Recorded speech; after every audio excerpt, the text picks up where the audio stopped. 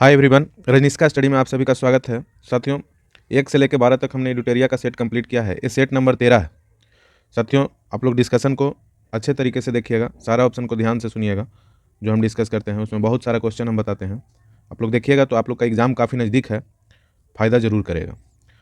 अगर वीडियो अच्छा लगेगा तो आप लोग चैनल को सब्सक्राइब कर दीजिएगा। बहुत लोग ऐसे हैं जो वीडियो देखते हैं पर सब्सक्राइब नहीं करते, कर दीजिएगा। बाकी चलिए आते हैं क्वेश्चन नंबर 1 की ओर। देखिए, पहला क्वेश्चन कहता है कि पाइनस तथा साइकस किस पादप जगत के उदाहरण है। एकलर ने पौधे का वर्गीकरण फूलों के आधार पर किया था। इसमें वो 5 वर्गों में विभाजित किया, जिसमें पहला प्लांट किंगडम का बोलेगा। प्लांट किंगडम को 2 भागों में बांटा। एक तो होता है क्रिप्टोगेम्स, जिसको बोलते हैं हिंदी में अपुष्पीय पौधे, जिसमें फूल नहीं होता है। और एक होता है फेनेरोगेम्स में आपका फूल होगा, तो इसको बोलेंगे पुष्पीय पौधे, याद रखिएगा। तो अपुष्पीय का प्रकार है आपका टेरिडोफाइटा, थैलोफाइटा और ब्रायोफाइटा। ये किसका है? तो अपुष्पीय पौधे का, यानी कि क्रिप्टोगेम्स का, याद रखिएगा। फेनेरोगेम्स का भी पार्ट है। फेनेरोगेम्स में आते हैं एक नग्न बीजी, जिसमें फूल होगा उसमें नग्न बीजी होंगे, या तो आवृत बीजी होंगे। एंजियोस्पर्म इसको बोलता है, आवृत बीजी को। आवृत बीजी को 2 पार्ट में बांटा गया है, एक मोनोकोट और एक डायाकोट। तो ध्यान से प्लांट किंगडम का क्लासिफिकेशन बता रहे हैं, आपको सुनना है, सारा क्वेश्चन क्लियर हो जाएगा एक क्वेश्चन में। ऑप्शन में चर्चा है हम लोग का टेरिडोफाइटा, ब्रायोफाइटा, थैलोफाइटा। तो एक क्रिप्टोगेम्स का पार्ट है थैलोफाइटा, ब्रायोफाइटा, टेरिडोफाइटा, जो हमने अभी बताया। तो इसमें मेनली रूप से एग्जाम्पल ही पूछता है कि कौन किसका पार्ट है, कौन किसका एग्जाम्पल है। तो ध्यान से सुनिएगा, थैलोफाइटा का एग्जाम्पल होता है लाइकेन में दोनों आ जाएगा, शैवाल प्लस कवक, लाइकेन में दोनों आ जाएंगे। एक क्वेश्चन और बनता है कि लाइकेन का हम लोग यूज कहाँ करते हैं। तो देखिए, एसिड और बेस को पहचानने में हम लोग लाइकेन का यूज करते हैं। अम्ल क्षार के परीक्षण के दौरान हम लोग लिटमस पेपर लेते हैं, लिटमस पेपर में लाइकेन ही होता है, ठीक है, याद रखिएगा। फिर है थैलोफाइटा हो गया, अब है ब्रायोफाइटा को पादप जगत का उभयचर बोला जाता है। इसका एग्जाम्पल देखिएगा तो बहुत सारा है, जैसे मॉस। फिर है आपका लीवरबर्ट ब्रायोफाइटा का ही एग्जाम्पल है। हॉर्नबर्ट ब्रायोफाइटा का ही एग्जाम्पल है। फिर बोलेगा आपका फ्यूनेरिया, ये भी आपका ब्रायोफाइटा का ही एग्जाम्पल है। फिर बोलेगा रिक्सिया, ये भी आपका ब्रायोफाइटा का ही एग्जाम्पल है। इतना एग्जाम्पल एक साथ कहीं नहीं मिलेगा, ध्यान रखिएगा। मॉस, लीवरबर्ट, हॉर्नबर्ट, फ्यूनेरिया, रिक्सिया, ये सब किसका एग्जाम्पल है? तो ब्रायोफाइटा का एग्जाम्पल है। ब्रायोफाइटा का डेफिनेशन जानेंगे तो याद रखिएगा कि इस समूह के जितने भी पौधे होंगे उसमें जड़, तना एवं पत्ती पूर्ण रूप से विकसित नहीं होते हैं। जड़, तना एवं पत्ती पूर्ण रूप से विकसित नहीं होते हैं, याद रखिएगा, ये ब्रायोफाइटा है। अब आते हैं हम लोग टेरिडोफाइटा में क्या होता है? टेरिडोफाइटा का एग्जाम्पल देखिएगा तो इसका भी बहुत सारा है। इसका सबसे पहला एग्जाम्पल है आपका फर्न जो है टेरिडोफाइटा का है। फिर है लाइकोपोडियम, ये भी टेरिडोफाइटा का है, लाइकोपोडियम। फिर याद रखिएगा सिला जिनीला, ये भी आपका टेरिडोफाइटा का एग्जाम्पल है। फिर है आपका मर्सिलिया भी टेरिडोफाइटा का एग्जाम्पल है, याद रखिएगा, मर्सिलिया भी। फिर एक होता है हॉर्स टेल, ये भी आपका टेरिडोफाइटा का एग्जाम्पल है, याद रखना। अभी तक जो क्वेश्चन में दिया हुआ है कि पाइनस तथा साइकस किस पादप जगत के उदाहरण में नहीं आया है, तो ऐसे तो इसका आंसर आप लगा सकते हैं, क्योंकि बायोफाइटा और टेरिडोफाइटा के बारे में हम अभी बता दिए हैं। ब्रायोफाइटा और टेरिडोफाइटा के बारे में हम अभी बता दिए हैं, तो इसका आंसर हो जाएगा जिम्नोस्पर्म। इसी को बोलते हैं नग्न बीजी, जिम्नोस्पर्म को ही बोलते हैं नग्न बीजी, या दूसरा भाषा में इसको बोलता है जिसमें बीज ने अनावृत बीजी। इसका एग्जाम्पल भी हम लोग देख लेते हैं। देखिए, इसमें तो 2 है केवल, पाइनस और साइकस। ये जिम्नोस्पर्म का एग्जांपल है, पाइनस और साइकस। इसके अलावे भी हम बहुत सारा बताते हैं, जैसे अस्प्रूस बोलेगा, अस्प्रूस हो जाएगा, अस्प्रूस के अलावे हो जाएगा इसमें सीडार इसी का एग्जांपल है।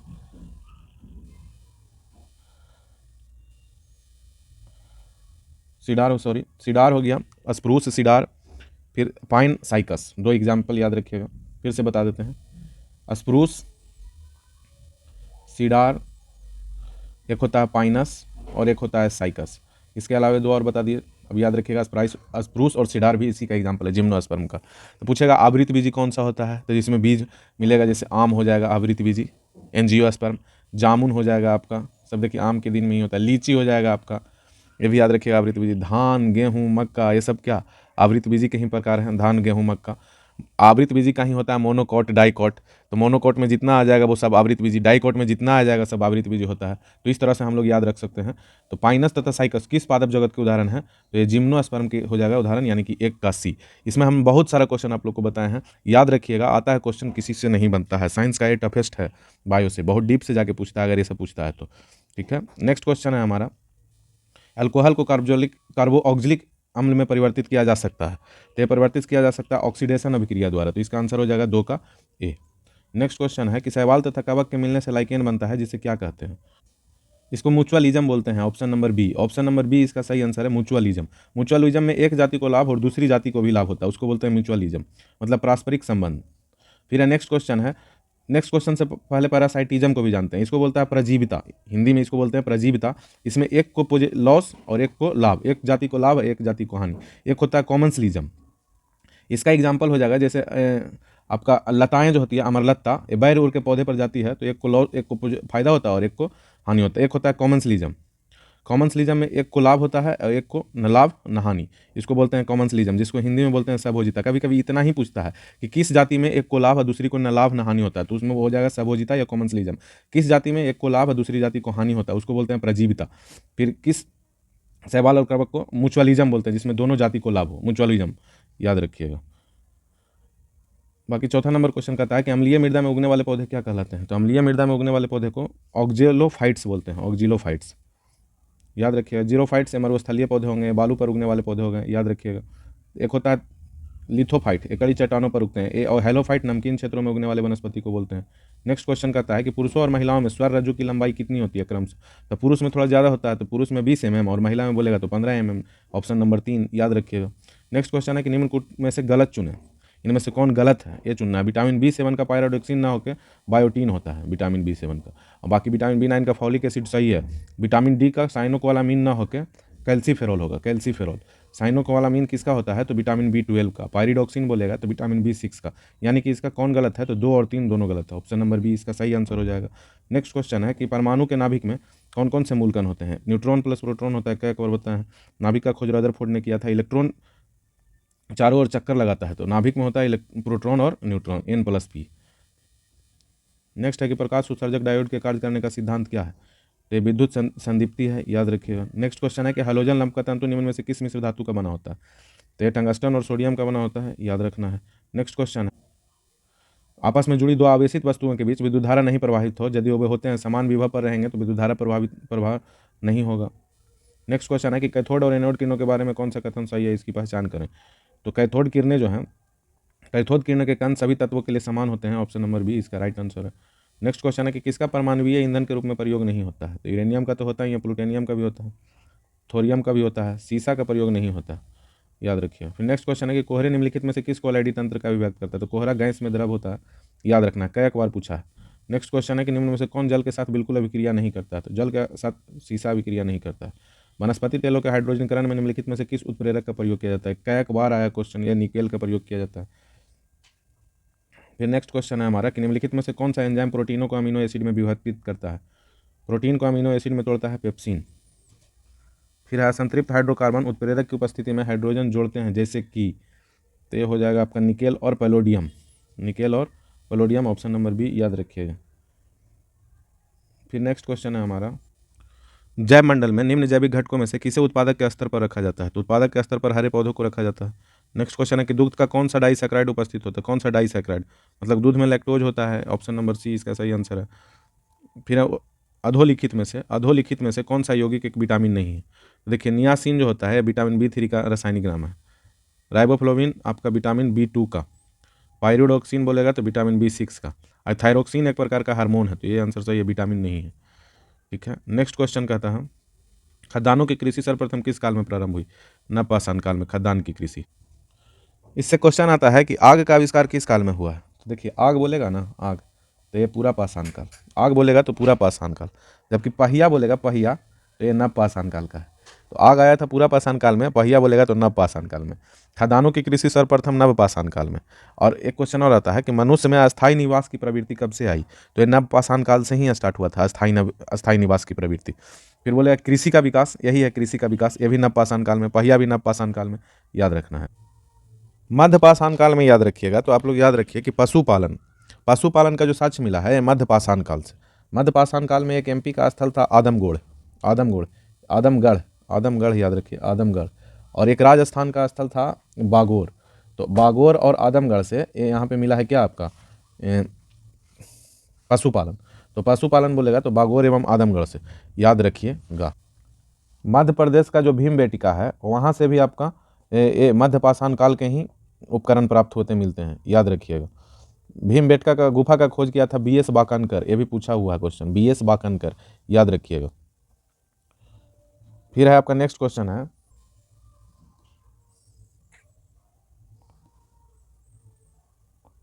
समानता जिस नाम से उल्लेख हुआ है वह है, तो ये देवनाम प्रियदर्शी के नाम से उल्लेख हुआ है, देवनाम प्रियदर्शी, देवनाम प्रियदर्शी, याद रखिएगा। इसका आंसर हो जाएगा डी नंबर। पुराणों में अशोक को अशोक वर्धन बोला गया, पुराण में अशोक वर्धन, याद रखिएगा कि पुराण में अशोक को अशोक वर्धन बोला गया है। फिर नेक्स्ट क्वेश्चन आपका कि सिंधु घाटी सभ्यता जानी जाती है, तो सिंधु घाटी सभ्यता अपने नगर नियोजन के लिए जानी जाती है, मोहनजोदड़ो और हड़प्पा के लिए भी जानी जाती है, अपने कृषि संबंधी कार्यों के लिए, अपने उद्योग के लिए। तो इसका आंसर हो जाएगा, इनमें से चारों सही आंसर है। फिर नेक्स्ट क्वेश्चन है आपका कि ऑप्शन नंबर डी इसका हो जाएगा कि प्रथम शताब्दी ईस्वी में किस भारतीय बौद्ध भिक्षु को चीन भेजा गया था, तो ये नागार्जुन को भेजा गया था। नेक्स्ट क्वेश्चन है कि इनमें से किसने सर्वप्रथम व्यापक पैमाने पर स्वर्ण मुद्रा को प्रचलन किया था, तो स्वर्ण मुद्रा यानी कि सोने का सिक्का चलाने वाले थे सबसे पहले ये आपका भीम कडफिसस, कुषाण वंश के शासक हैं, याद रखिएगा। कुषाण वंश के इनको संस्थापक भी माना जाता है, भीम कडफिसस, सॉरी कुषाण वंश का जो संस्थापक होगा ये कुजल कडफिसस थे, ये महान शासक है भीम कडफिसस, याद रखिएगा, लेकिन संस्थापक कुजल कडफिसस। कनिष्क भी कुषाण वंश का ही था, याद रखिएगा। कनिष्क के समय में राजधानी पूछेगा कि कहाँ हुआ करता था, सबसे प्रतापी शासक कनिष्क ही था, तो कनिष्क के समय राजधानी था कुषाण वंश का पुरुषपुर, और इसकी दूसरी राजधानी थी मथुरा कनिष्क की। तो एक सांस्कृतिक राजधानी होगा, याद रखिएगा। कनिष्क 78 ईस्वी में गद्दी पर बैठता है और एक संवत चलाता है जिसका नाम है शक संवत, याद रखिएगा। शक संवत को किसने चलाया है, तो कनिष्क के द्वारा चलाया गया है। कनिष्क बौद्ध धर्म के महायान संप्रदाय का अनुयायी था, ये भी ध्यान में रखना है। कनिष्क का राजवैद्य था एक चरक, याद रखिएगा, जिन्होंने चरक संहिता की रचना किए थे, याद रखिएगा। बौद्ध धर्म का विश्वकोश बोला जाता है डिक्शनरी महाविभाष सूत्र को, इसके रचनाकार वसुमित्र थे, याद रखिएगा। एक बौद्धों का रामायण बोला जाता है बुद्ध चरित्र को, इसकी रचना किए थे राजकवि थे कनिष्क का अश्वघोष, उन्हीं के द्वारा रचित था, याद रखिए। चलिए नेक्स्ट क्वेश्चन पे आते हैं, सूचीबद्ध का सूची 2 से मिलान कीजिए। बख्त खां कहाँ से लड़ा था, तो बख्त खां याद रखिएगा, बख्त खां हो जाएगा दिल्ली, बख्त खां हो जाएगा आपका दिल्ली। और मौलवी अहमदुल्ला बोलेगा तो ये अवध से, और कुंवर सिंह बोलेगा तो आरा से, कुंवर सिंह आरा से, और नाना साहब बोलेगा तो कानपुर से। तो 4 1 3 2 जिस ऑप्शन में होगा वही आंसर होगा, तो 4 1 3 2, 4 1 3 2 ऑप्शन नंबर सी इसका सही आंसर है, option number C, option number C, याद रखिएगा। नेक्स्ट क्वेश्चन है कि बेल्लोर का विद्रोह किस गवर्नर जनरल के समय हुआ था, तो बेल्लोर का विद्रोह जो हुआ था ये सर जॉर्ज बार्लो के समय में हुआ था। नेक्स्ट क्वेश्चन है कि तेभागा आंदोलन 1940 में बंगाल में प्रारंभ हुआ। देखिए तेभागा आंदोलन के जनक माने जाते हैं कंपा राम सिंह, कंपा राम सिंह तेभागा आंदोलन के जनक, और एक भुवन सिंह था, एक भुवन सिंह, याद रखिएगा। ये दोनों किसान सभा के नेतृत्व में, याद रखिएगा, इसका आंसर हो जाएगा। फिर नेक्स्ट क्वेश्चन है कि 1878 का वर्नाकुलर प्रेस एक्ट किसने रद्द किया था, तो वर्नाकुलर प्रेस एक्ट को रद्द किया था लॉर्ड रिपन, लॉर्ड रिपन के द्वारा इसको रद्द किया गया था। फ्लोरेंस नाइटिंगेल ने रिपन को भारत का उद्धारक की संज्ञा दिया था, याद रखिएगा। तो वर्नाकुलर प्रेस एक्ट को किसने रद्द किया है, तो लॉर्ड रिपन। किसके नेतृत्व में लाया गया था, तो लॉर्ड लिटन के नेतृत्व में लाया गया था। इनका कार्यकाल 1876 से लेकर 80 है, याद रखिएगा। इनका 1880 से 84 कार्यकाल हुआ, 1880 से 84। समाचार पत्रों को मुंहबंद करने वाला इसको अधिनियम बोला जाता है। पायनियर अखबार एक था, ये वर्नाकुलर प्रेस एक्ट का समर्थन किया था, वर्नाकुलर प्रेस एक्ट का समर्थन किया था। लेकिन किस पत्रिका के लिए लाया गया था, तो सोम प्रकाश को बैन करने के लिए लाया गया था, याद रखिएगा दोनों क्वेश्चन को। फिर नेक्स्ट क्वेश्चन सूचीबद्ध का सूची 2 से सुमेलित कीजिए, सूचीबद्ध का सूची 2 से। पहला कहता है समाचार दर्पण, समाचार दर्पण के कौन है, तो समाचार दर्पण का बाल गंगाधर तिलक। मिरातुल अखबार तो राजा राम मोहन राय। केसरी बोलेगा, केसरी, इसका आंसर हो जाएगा। देखिए समाचार दर्पण का होगा जेसी मार्समैन, ठीक है। मिरातुल अखबार का राजा राम मोहन राय, केसरी का बाल गंगाधर तिलक, यंग इंडिया का महात्मा गांधी। यानी कि 4 1 2 3 इसका सही आंसर है, 4 1 2 3, यानी कि 4 1 2 3 कहने का मतलब ऑप्शन नंबर डी, तो D is the right answer. Next question है कि कौन सी पुस्तक मुगल शासन के समय आर्थिक सामाजिक तथा कृषि दशाओं का यथार्थ विवरण प्रस्तुत करता है, तो आईने अकबरी है, आईने अकबरी, याद रखिए अबुल फजल के द्वारा लिखा गया था, या अकबरनामा का ये तीसरा पार्ट होता है आईने अकबरी, याद रखिएगा। नेक्स्ट क्वेश्चन है कि मुगल काल में जिस मदरसे ने मुस्लिम न्यायशास्त्र की पढ़ाई में विशेषता हासिल की थी वह कौन था, तो या वह कहाँ स्थित था, तो इसका आंसर हो जाएगा ये लखनऊ में स्थित था, याद रखिएगा। एक है रूमी दरवाज़ा, ये भी लखनऊ में ही है, रूमी दरवाज़ा, याद रखिएगा। बड़ा इमाम बाड़ा, ये भी लखनऊ में ही है। छोटा इमाम बाड़ा भी बोलेगा तो लखनऊ में ही है, दोनों लखनऊ में ही है। नेक्स्ट क्वेश्चन है कि सर्वप्रथम किस मुगल शासक ने ब्रिटिश के विरुद्ध संघर्ष किया था? तो औरंगजेब ने ब्रिटिश के विरुद्ध संघर्ष किया था। औरंगजेब इसका सही आंसर हो जाएगा, औरंगजेब। नेक्स्ट है कि निम्न में से कौन चिश्ती सिलसिले से संबंधित नहीं है? तो चिश्ती सिलसिले से जो संबंधित नहीं है, शेख अब्दुल जिलानी, शेख अब्दुल जिलानी। एक कादरी सिलसिले से रिलेटेड है, कादरी सिलसिले से रिलेटेड है। चिश्ती संप्रदाय के जनक माना जाता है मोहिउद्दीन चिश्ती को, मोहिउद्दीन चिश्ती याद रखिएगा। इनका दरगाह कहाँ है? तो अजमेर में है, ये भी याद रखिएगा। शेख निजामुद्दीन औलिया, इनका दरगाह दिल्ली में है। हुमायूं का मकबरा बोलेगा, ये भी दिल्ली में है। नेक्स्ट क्वेश्चन कहते हैं कर्नाटक संगीत का पितामह के नाम से जाना जाता है? पुरंदर दास को जाना जाता है, ऑप्शन डी इसका सही आंसर है। कर्क रेखा नहीं गुजरती है, तो कर्क रेखा जो है ये आपका ईरान से होकर नहीं गुजरता है, ईरान से। देखिए ताइवान से होकर गुजरता है, इंडिया से होकर गुजरता है, फिर है चाइना से होकर गुजरता है, चीन या चाड बोलेगा, ओमान से होकर गुजरता है, वेस्ट बंगाल से होकर गुजरता है, पश्चिमी सहारा से भी होकर गुजरता है, अल्जीरिया से होकर गुजरता है, फिर म्यांमार से होकर गुजरता है, मिस्र से होकर गुजरता है, मैक्सिको से होकर गुजरता है, याद रखिएगा। ये सब से होकर गुजरता है। कुल मिला के लगभग बहामास से होकर गुजरता है। कुल मिला के लगभग 18 देशों से ये होकर गुजरता है कर्क रेखा। कर्क रेखा बोलते हैं 23.5 डिग्री, इक्वेटर से 23.5 डिग्री नॉर्थ की ओर जाएंगे तो ये हमारा कर्क रेखा है, और इक्वेटर बोलते हैं 0 डिग्री को। 23.5 डिग्री दक्षिण की ओर जाएंगे साउथ की ओर तो ये हमारा मकर रेखा होगा। मकर रेखा को इंग्लिश में कैप्रिकॉर्न, इसको ट्रॉपिक ऑफ कैंसर बोलते हैं, ये इक्वेटर हो जाएगा, याद रखिएगा। नेक्स्ट क्वेश्चन है हमारा कि सूची 1 का सूची 2 से मिलान कीजिए। ज्वालामुखी दिया हुआ है, क्या एक बार बताए हैं? माउंट मेरापी ज्वालामुखी कहाँ है? देखिए माउंट मेरापी हम लोग के इंडोनेशिया, क्या एक बार बताए हैं। फिर आपसे पूछेगा माउंट एटना ज्वालामुखी कहाँ है? जो पहले जानते हैं वो मिला लें, तो इटली में है। माउंट एटना ज्वालामुखी इटली में। फिर बोलेगा आपका कोलिमा ज्वालामुखी कहाँ है? तो कोलिमा मैक्सिको में है। असमन का ज्वालामुखी कहाँ है? तो पेरू में है। तो याद रखिए, एक का हो जाएगा 2, माउंट एटना 2 का 1, और कोलिमा हो जाएगा सी का 4, मेरापी हो जाएगा इंडोनेशिया। तो 2 1 4 3 इसका आंसर हो जाएगा, यानी कि ऑप्शन नंबर सी इसका सही आंसर है। नेक्स्ट क्वेश्चन है कि भारत के पड़ोसी देश म्यांमार का सबसे बड़ा शहर कौन सा है?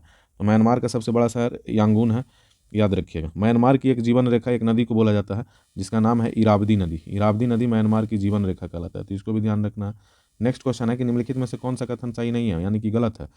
समांतर गर्म महासागरीय धाराएं भूमध्य रेखा के निकट उत्पन्न होती है, तो ये सही है, भूमध्य रेखा के निकट ही उत्पन्न होती है।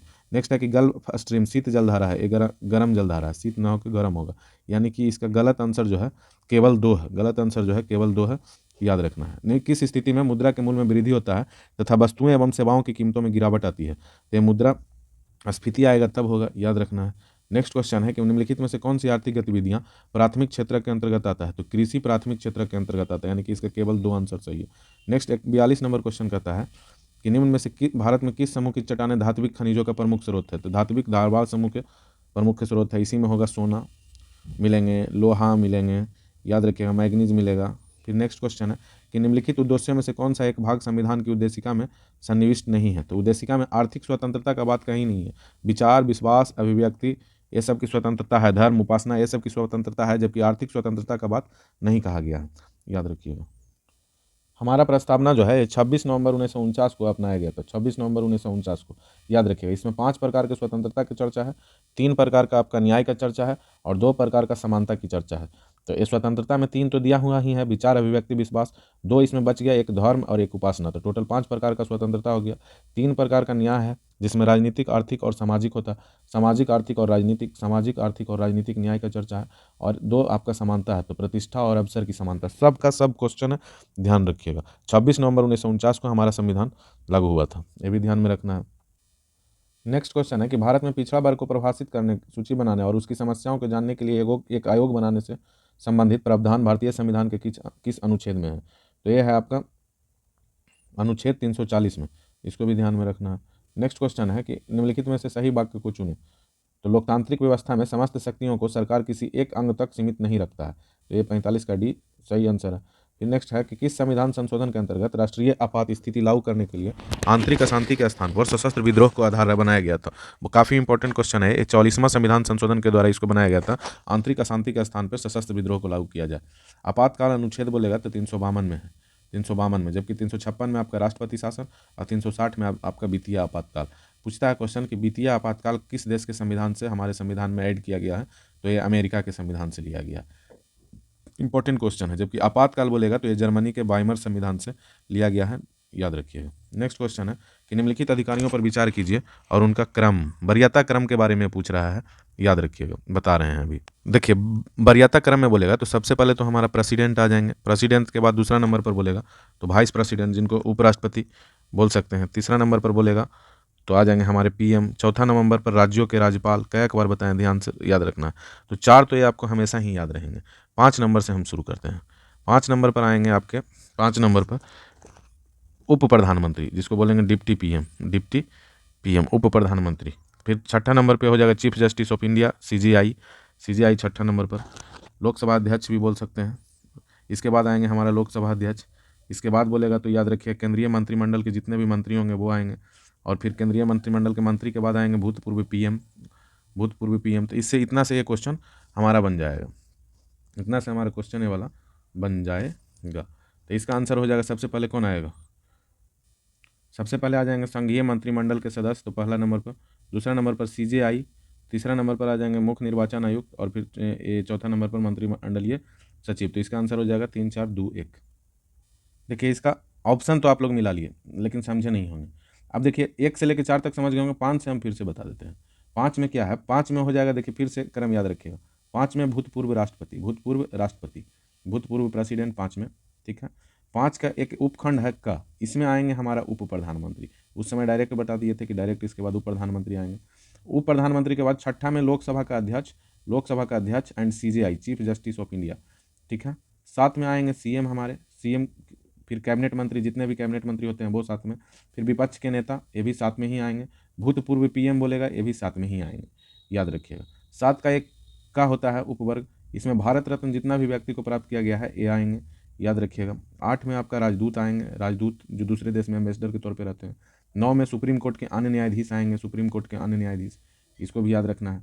और 9 का एक उपखंड है जिसमें चीफ इलेक्शन कमीशन, मुख्य निर्वाचन आयुक्त, फिर आपका CAG controller and auditor general, फिर है यूपीएससी के अध्यक्ष, ये सब आएंगे 9 के क्रम में, तो इसको ध्यान में रखिएगा।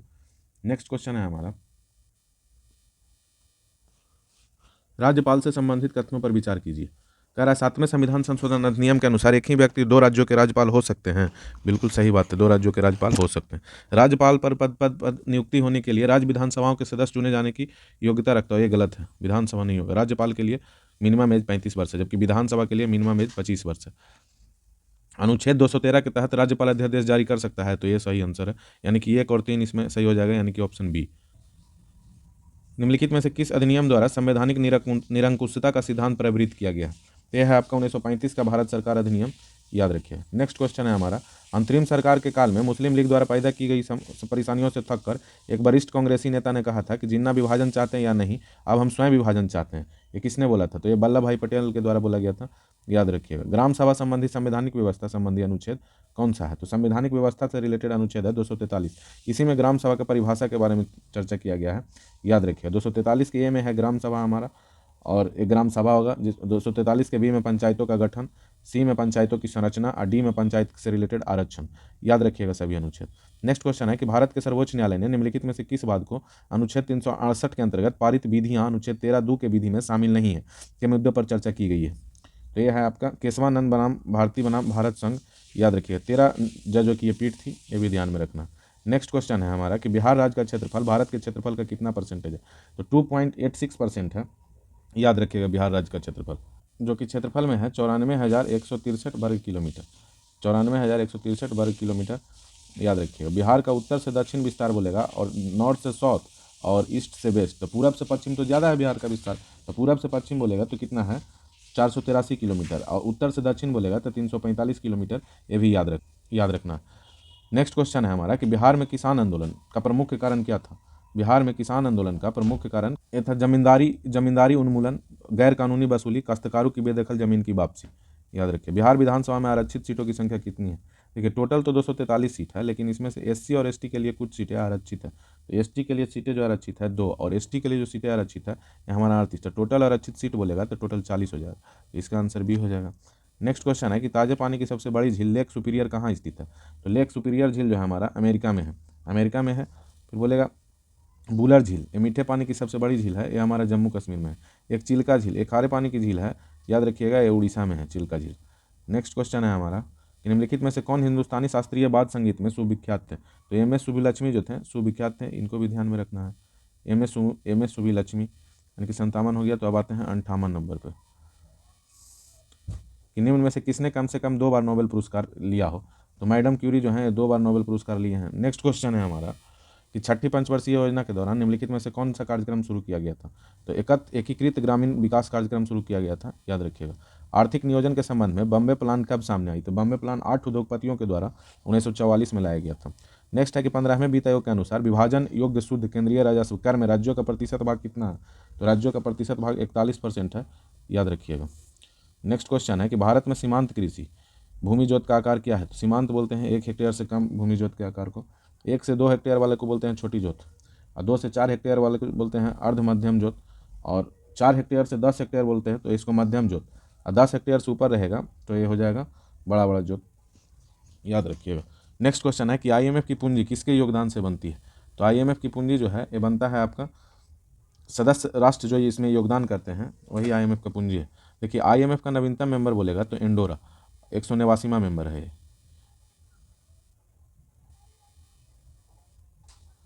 वर्ल्ड बैंक का नवीनतम मेंबर बोलेगा तो वर्ल्ड बैंक का नवीनतम मेंबर नौरू हो जाएगा, और आईएमएफ का नवीनतम मेंबर इंडोरा।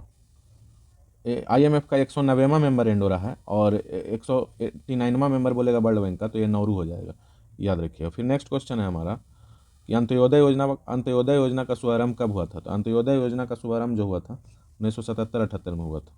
नेक्स्ट क्वेश्चन है कि हिंदू वृद्धि दर का संबंध किससे है। तो ये जीडीपी से है, याद रखिएगा। हिंदू वृद्धि दर ग्रॉस डोमेस्टिक प्रोडक्ट होता है इसका पूरा नाम। फिर नेक्स्ट क्वेश्चन है कि एक जल निकाय में उच्च जैविक ऑक्सीजन मांग क्या इंगित करती है। तो इसमें घुली हुई ऑक्सीजन की कमी को ये इंगित करता है, याद रखना है। फिर नेक्स्ट क्वेश्चन है कि विकासशील देशों की आय में वृद्धि के लिए किस शब्द का प्रयोग किया गया है। तो ये आर्थिक वृद्धि का प्रयोग करते हैं हम लोग विकासशील देशों की आय में वृद्धि के लिए। नेक्स्ट क्वेश्चन है कि विकासशील देशों में जनसंख्या पिरामिड एक है क्या। तो जनसंख्या पिरामिड जो है चौड़ा आधार और संकीर्ण शीर्ष होता है, याद रखिए ऑप्शन सी। नेक्स्ट क्वेश्चन है हमारा पारिस्थितिकी मार्क्सवाद के अनुसार पर्यावरण का निरंतर क्षरण किसका परिणाम है। तो ये एक विनाशकारी आर्थिक और राजनीतिक व्यवस्था का परिणाम है। नेक्स्ट क्वेश्चन है कि वंदना शिवा किसका उदाहरण है। तो वंदना शिवा नारीवादी हैं जो पारिस्थितिकी के क्षेत्र में काम किए हैं। इनकी एक पुस्तक है जिसका नाम है टुमोरोज बायोडाइवर्सिटी। टुमोरोज बायोडाइवर्सिटी की इनकी पुस्तक है, तो ये वंदना शिवा की पुस्तक है, याद रखिएगा वंदना शिवा की पुस्तक है। नेक्स्ट क्वेश्चन है कि माउंट एवरेस्ट के पास 21,500 फीट से स्काई डाइव करने वाली पहली महिला कौन बनी है। तो ये शीतल महाजन बनी है। 72 नंबर कहता है कि 2023 एशियाई एथलेटिक्स चैंपियनशिप में भारत ने पदक तालिका में कौन सा स्थान प्राप्त किया है। तो तीसरा स्थान प्राप्त किया है। पहला स्थान चाइना का है, दूसरा स्थान जापान का और तीसरा स्थान भारत का। नेक्स्ट क्वेश्चन है कि हेनले पासपोर्ट इंडेक्स 2023 के अनुसार किस देश का पासपोर्ट जो है सबसे कम शक्तिशाली माना गया है। तो अफगानिस्तान का। यही एक क्वेश्चन आ सकता है इससे, और ज़्यादा कुछ भी नहीं आएगा इससे। नेक्स्ट क्वेश्चन है कि निम्नलिखित में से किस एक्सप्रेसवे को उत्तर प्रदेश के पहले सोलर एक्सप्रेसवे के रूप में विकसित किया जाएगा। तो सोलर एक्सप्रेसवे अभी बन रहा है बुंदेलखंड एक्सप्रेसवे, याद रखिएगा। नेक्स्ट क्वेश्चन है कि वर्ष 2023 के रमन मैगसेसे अवार्ड से सम्मानित 4 संयुक्त विजेताओं में कौन भारतीय व्यक्ति शामिल है। तो रवि कनन है, याद रखिएगा। नेक्स्ट क्वेश्चन है कि स्टैचू ओंकोलॉजिस्ट से रिलेटेड है Ravi Kannan. Statue of oneness ने शंकराचार्य की 108 फीट ऊंची प्रतिमा किस राज्य में बनाया जाएगा। तो ये बनाया जाएगा आपका मध्य प्रदेश में। फिर नेक्स्ट क्वेश्चन है कि मिस इंडिया टाइटल 2023 में फर्स्ट रनर अप कौन रही। तो फर्स्ट रनर अप जो है श्रेया पूजा है, श्रेया पूजा। नेक्स्ट क्वेश्चन है हमारा 78 नंबर 68वें फिल्म फेयर पुरस्कारों में सर्वश्रेष्ठ गायक का पुरस्कार किसे मिला।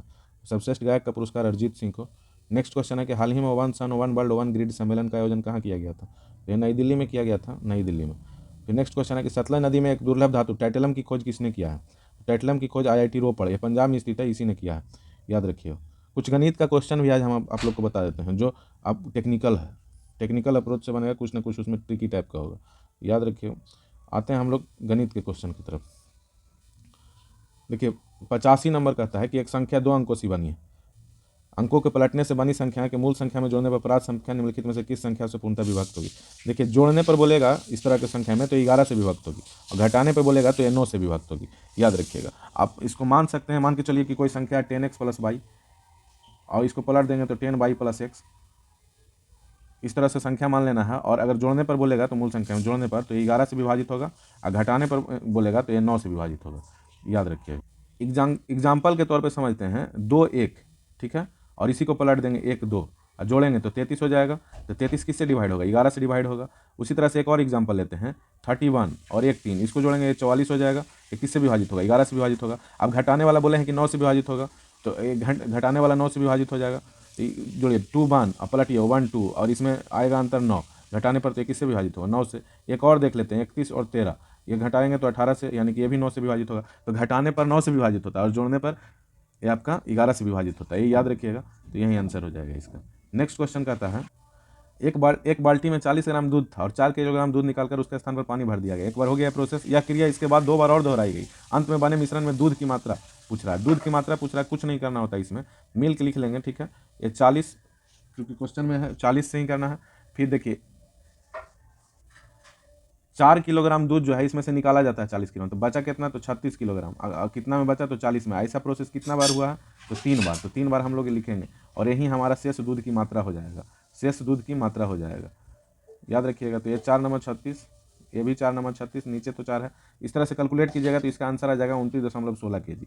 नेक्स्ट क्वेश्चन है हमारा कि दी गई आकृति में कितने त्रिभुज, इसको गिनिए गुथिएगा तो 20 त्रिभुज आएगा, गिनिएगा तो। नेक्स्ट क्वेश्चन है हमारा, ये तो बना लीजिएगा, ये किसी कार्य को 2/5 भाग 12 दिन में, यानी कि ये जो है ये 30 दिन में कंप्लीट करता है। बी बोलेगा तो 20 दिन में कंप्लीट करता है। एलसीएम हो जाएगा 60, ये 2, ये 3, यानी कि टोटल काम हमारा 15 दिन में, 15 दिन ना होते 60/5 करेंगे तो 12 आएगा, 12 दिन में समाप्त हो जाएगा, यानी कि ऑप्शन 1 इसका सही आंसर है। नेक्स्ट क्वेश्चन है हमारा कि 300 मीटर के दौड़ में ए बी को 22.5 मीटर अथवा 6 सेकंड से हरा देता है।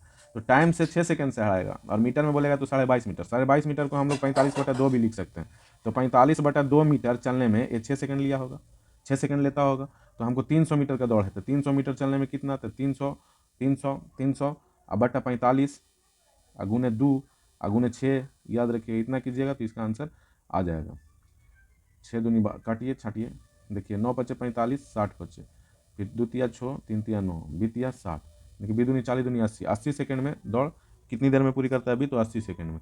नेक्स्ट क्वेश्चन है हमारा, देखिए ये भी क्वेश्चन बहुत अच्छा है, कई बार एग्जाम में पूछता है ये भी क्वेश्चन, इसमें कुछ करना नहीं होता है इस क्वेश्चन में भी। देखिए पी क्यू, एक वृत्त बनाएंगे पहले हम लोग, एक वृत्त हो गया। पी क्यू और पी एस जीवाएँ इस प्रकार बढ़ाई जाती है, मान के चलिए ये पी क्यू और ये पी एस, ये पी क्यू और पी एस जीवाएँ इस प्रकार बढ़ाई जाती है कि वो बिंदु पर मिलता है। ये पी क्यू हो जाएगा और ये पी एस हो जाएगा। यदि पी क्यू बराबर दिया हुआ है 6 सेंटीमीटर, पी क्यू का वैल्यू दिया हुआ है 6 सेंटीमीटर, और ओ क्यू बराबर 8 सेंटीमीटर, ये भी दिया हुआ है 8 सेंटीमीटर, और फिर पी एस ओ एस दिया हुआ है 7 सेंटीमीटर, पी एस निकालना है, कुछ नहीं करना है। देखिए इसमें फॉर्मूला होता है कि बड़ा वाला एक बार लिखना है, ये वाला बड़ा वाला एक बार लिखना है, बड़ा वाला लिखना है तो x + 7 हो जाएगा बड़ा वाला, और एक बार छोटा वाला लिखना है, ये छोटा वाला एक बार लिखना है, 7 हो जाएगा। फिर क्या करना है, बड़ा वाला इसमें से लिखना है तो 8 से 14 हो जाएगा, और एक बार छोटा वाला लिखना है तो 8 हो जाएगा। कुछ नहीं करना है, 7 दूना 14, 8 दूना 16, 16 में से 7 जाएगा, 9 सेंटीमीटर इसका आंसर हो जाएगा, याद रखिएगा। नेक्स्ट क्वेश्चन है हमारा, देखिए 95 नंबर भी सवाल बहुत अच्छा है, 95 नंबर भी सवाल बहुत अच्छा। अंतःकोण और बहिष्ठ कोण का जो मान होता है 180 डिग्री होता है, यही याद रखना है। इंटीरियर एंगल और एक्सटीरियर एंगल का जोड़ होता है 180 डिग्री। अब कुछ करना नहीं है, तो 4 का वैल्यू दिया हुआ है 180, हम लोग एक्सटीरियर निकालेंगे, एक्सटीरियर बहिष्ठ कोण निकालेंगे तो एक का मान आ जाएगा 45 डिग्री। पूछा बहुभुज में कितनी भुजाएं हैं, तो बहिष्ठ कोण पता रहता है, तो भुजाओं की संख्या n भुजाएं बराबर होता है 360 डिग्री बटा n, तो 360/45 करेंगे तो ये 8 हो जाएगा भुजा, यानी कि ऑप्शन सी इसका राइट आंसर है। नेक्स्ट क्वेश्चन है हमारा, यदि एक समबाहु त्रिभुज का शीर्षलंब 12√3 सेंटीमीटर है तो उसका क्षेत्रफल कितना होगा, ये क्वेश्चन है हमारा। शीर्षलंब दिया हुआ है, क्षेत्रफल निकालना है, तो इस तरह के एरिया निकालने के लिए h²/√3 इसका फार्मूला होता है। इस फार्मूला पर बैठाइएगा आप तो 144√3 इसका आंसर आ जाएगा। नेक्स्ट क्वेश्चन कहता है, एक क्वेश्चन और बता देते हैं आप लोग को कि देखिए 100 नंबर सवाल, उस चाप के केंद्रीय कोण का मान क्या होगा जिसकी लंबाई 11 सेंटीमीटर, वृत्त की त्रिज्या। तो चाप की लंबाई बराबर एक फार्मूला होता है θ/360 गुने 2πr। इसको शॉर्टकट भी कर सकते हैं 180, यानी कि θ/180 × πr डायरेक्ट लिख सकते हैं। तो थीटा का मान तो दिया, थीटा का मान ही आपसे पूछ रहा है। चाप की लंबाई दिया हुआ है 11 सेंटीमीटर, तो 11 इधर लिख लेंगे, और थीटा का मान आपसे पूछ रहा है तो 180 लिख लेंगे। फिर पाई का मान होता है 22/7, आर का मान दिया हुआ है 14 सेंटीमीटर, तो 11 दूना 22 कर देंगे, और 7 28 कर देंगे, और ये काटेंगे तो 45 डिग्री, यानी कि थीटा का मान आ जाएगा 45 डिग्री। देखिए सेट आपको अच्छा लगेगा, पूरा मैथ भी करवा देंगे दरोगा वाला। सेट अगर आपको अच्छा लगा तो वीडियो को लाइक कर दीजिएगा, चैनल को जरूर सब्सक्राइब कीजिएगा और अपने मित्र सहपाठियों या दोस्तों के पास जरूर शेयर करें। बाकी आप लोग का बहुत बहुत धन्यवाद। Thank you very much a lots.